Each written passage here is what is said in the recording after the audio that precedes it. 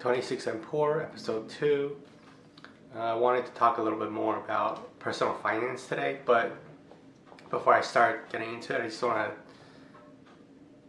throw this out there. So, one of the things about personal finance is obviously that it's personal. So, you can go online, there's all these rules out there, these chirps and whatever that help you manage your money on a personal level, but obviously because it's personal, depending on your situation, you might have to tweak these rules around sometimes to make it fit your own lifestyle. And that being said, let's get into it. So the first thing I want to talk about is the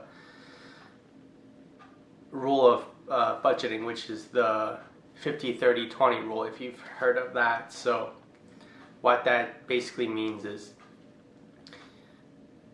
out of your post-tax take-home pay, you want to spend about 50% on needs, which is, rent, cell phone bill, groceries, so the things that you really need in your life. And the 30 is for wants, so this would be things like going to the movies, going out to the restaurants, and then the 20 is for savings, which is putting it to a bank account, going towards retirement, paying extra amount on your student loans or car payments, anything on top of the minimal required amount. So, to me, this rule is a pretty good rule to live by, but what I'm really trying to do is, I think of the three things, the 30 for wants, or these desires, is the easiest one to cut down. So just trying to eat out less, doing free entertainment, that'll really help you change the way you save money and pay back your loans. So while that's a good rule to live by, it's important to understand that you might not want to go with the 50-30-20 all the time. And you adjust it based on your lifestyle and your debt and whatnot.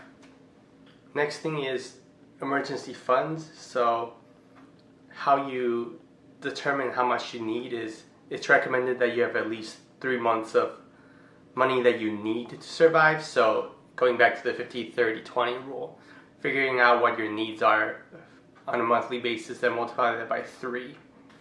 That would be kind of the minimal amount that you want to have saved up somewhere for an emergency fund in case something happens.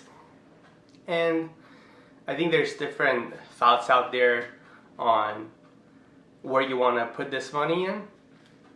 You could have it in cash, I guess, just leave it in your home, put it in a checking account.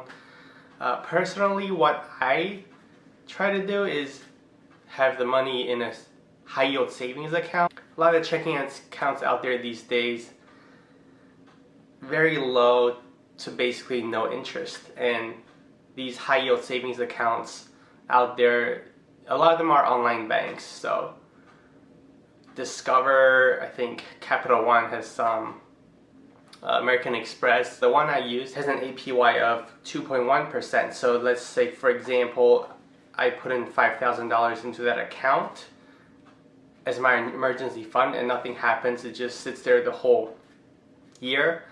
By the end of the year, I'll have about a little over $100 in interest. Whereas if I just had that money at home in the form of cash, it just sits here, it doesn't grow. So that's why I like using a high yield savings account for my emergency fund.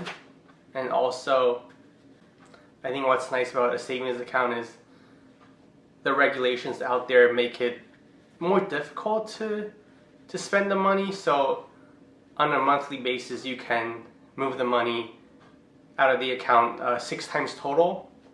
If you had put this money in a checking account, you probably would have gotten a debit card with it, and if you keep that around in your wallet, it's just easier to forget that it's money that you're trying to save up for emergency, and you just pull the card out, use it on groceries or restaurants. So I think it's beneficial to not really be able to use that money until you need to. So that's why I like a savings account for emergency fund. And then one last thing to talk about today is trying to maximize your purchases, whatever you buy. So for example, I have a credit card that gives me 4% back on gas when I go to the gas station. So I literally never use cash when I go to get gas for my car because I get nothing back. And I live in a state where I think the average amount of money that a person spends on gas per year is over $1,000. So if I use that card all the time, after a year I'll have about $40 back, which is, I mean, it's not a lot of money, but it's something. It's always good to get in the habit of maximizing your purchases. Another example of maximizing your purchase is if you have basically a frequent flyer program with United.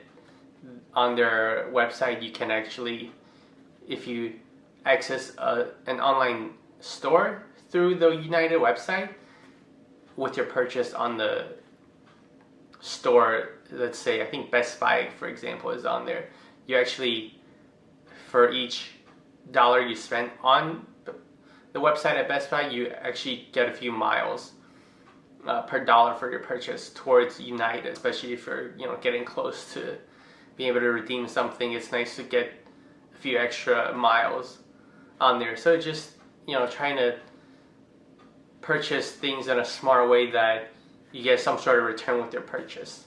So what I just talked about in the video are some things that I try to do to really be a smart consumer, since there's all this money that I owe, and even though I still have a long way to go of paying it back, I think if I stick to these rules and tricks, whatever out there, I'm confident that I'll be able to paying back my loans at some point in the future. So thanks for watching, and I'll see you guys next time.